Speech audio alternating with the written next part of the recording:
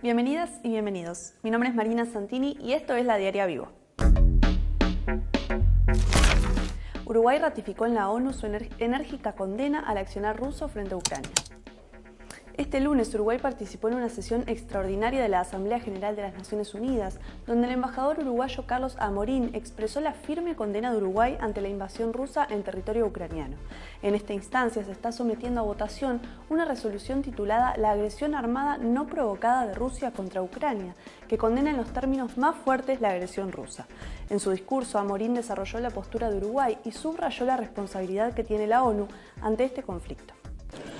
Uruguay interviene en esta sesión de la Asamblea General de las Naciones Unidas para ratificar su enérgica condena a la invasión rusa del territorio de Ucrania.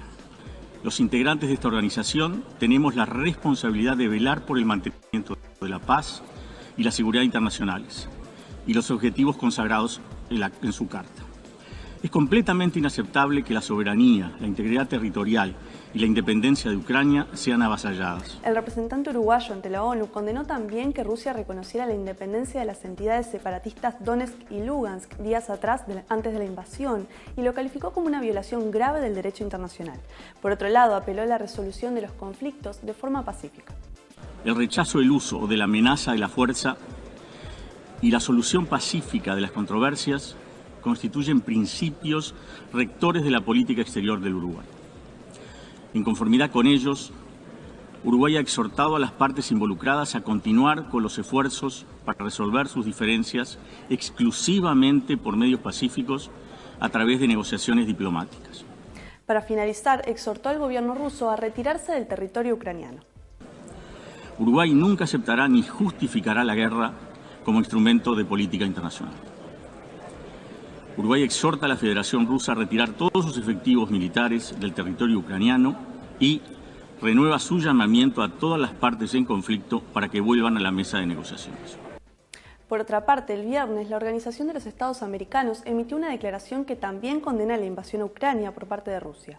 Si bien en un principio Uruguay no adhirió al documento, este domingo, tras una intervención del presidente Luis Lacalle Pou, se modificó la postura del país y se lo incluyó en la declaración.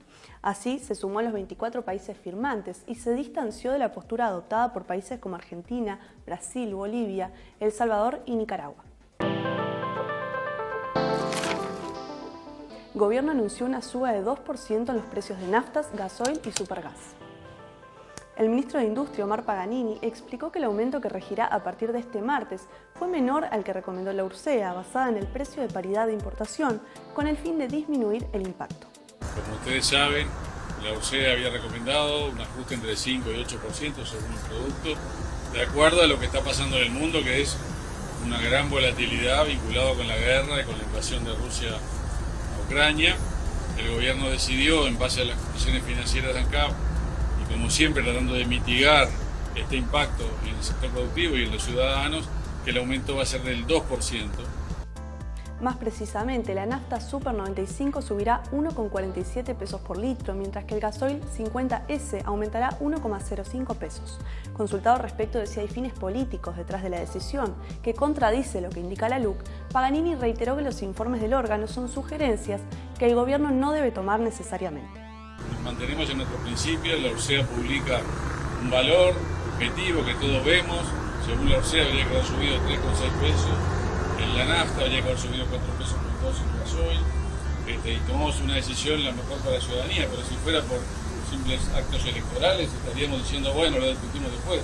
Y todos ustedes lo han visto este mes y el mes pasado, que hicimos ajustes que sabemos que a la ciudadanía no le gusta, que posiblemente políticamente no sea lo más efectista, pero es lo más responsable. Y nosotros seguimos afiliados a la línea de la administración responsable de las empresas públicas, tomando en cuenta que no queremos que sean foco de recaudación. Según el comunicado del Ministerio de Industria sobre los nuevos precios, el Poder Ejecutivo continuará actuando con prudencia y evaluando la situación frente a la actual volatilidad de los mercados. Con la portabilidad numérica, Antel perdería $50 millones en 5 años. Si los 135 artículos de la LUC que se someterán a referéndum se ratifican este 27 de marzo, la portabilidad numérica será una medida definitiva para las empresas de telefonía celular. Esta opción, que permite cambiar de compañía sin perder el número de teléfono, ya ha sido aplicada en otros países latinoamericanos como México y Chile, y el comportamiento de los mercados en estos países ha sido parecido. Las empresas líderes perdieron aproximadamente un 1% anual en beneficio de las empresas más pequeñas. Si se tradujera esta tendencia al caso uruguayo, el estimativo es que Antel perdería unos 50 millones de dólares en 5 años, según los cálculos de Rodrigo Gorga, del Instituto de Economía de la UDELAR.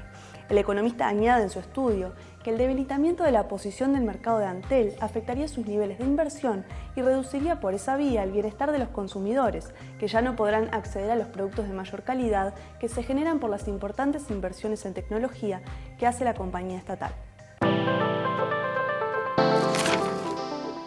Según Andrade, el relato del gobierno es que el problema de los trabajadores son los sindicatos. El senador comunista Óscar Andrade protagonizó junto a su par de cabildo abierto Guido Manini Ríos el primer debate televisivo de cara al referéndum contra la LUC. Andrade conversó con La Diaria sobre cómo evaluó esa instancia y las campañas en torno al referéndum y cuáles son los artículos que más le preocupan de la norma. Respecto del debate con Manini, consideró positiva la instancia, en tanto permitió discutir más en profundidad los contenidos del paquete de leyes.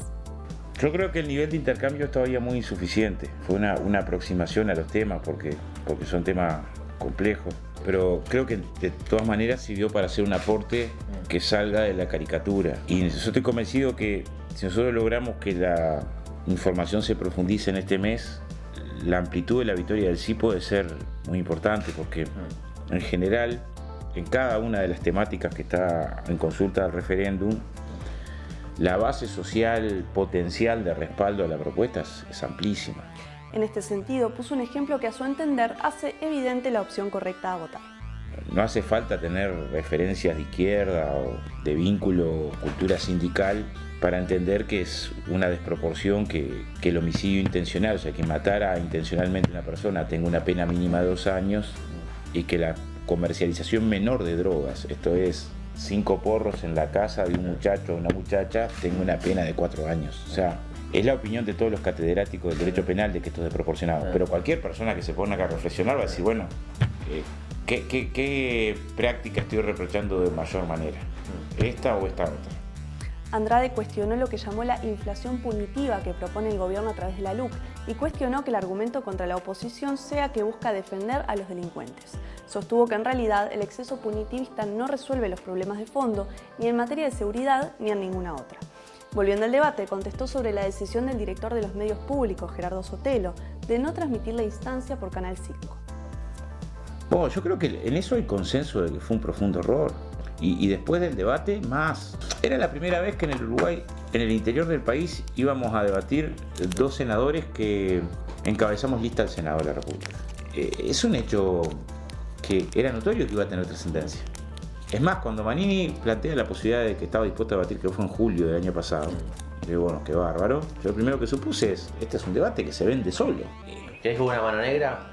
Yo creo que hay intenciones evidentes de no profundizar la discusión. Esos son evidentes, es notorio. Hubo 6 meses y pico de recolección de firmas sin intercambio. Por otra parte, le restó importancia a la regla fiscal que plantea la LUC y desarrolló su opinión sobre el problema económico del gobierno. El problema económico que tenés para mí trasciende la regla fiscal. El corazón del proceso económico del gobierno es, si mira con claridad para quién se gobierna, y tenés que mirar cuál es la política salarial que se aplicó para los sectores de la economía que crecieron. O sea, si tenés que decir, bueno, ¿qué es lo que desnuda la política económica del gobierno? Y desnuda la política económica del gobierno que la industria de la alimentación creció un 10%, este año que pasó, con un 10% menos de horas trabajadas y bajó el salario. Que algunos sectores vinculados a la soja, el arroz. Entonces, ¿cómo la carne? Determinadas cadenas que tuvieron récord de crecimiento económico tienen ahí también una rebaja de salario generalizada. Para esto, el gobierno construyó un relato según el cual el problema son los trabajadores y especialmente los sindicalizados, subrayó. El método racional es garantizar una tasa de rentabilidad todavía más alta para los sectores económicos más poderosos. Eso hace que haya una euforia en celebrar números de la economía cuando 3/4 partes de la población está más pobre de lo que estaba, le alcanza menos. Para aplicar esto, ¿qué precisás? Por eso la LUC es integral. Y precisás recortar las posibilidades de protesta.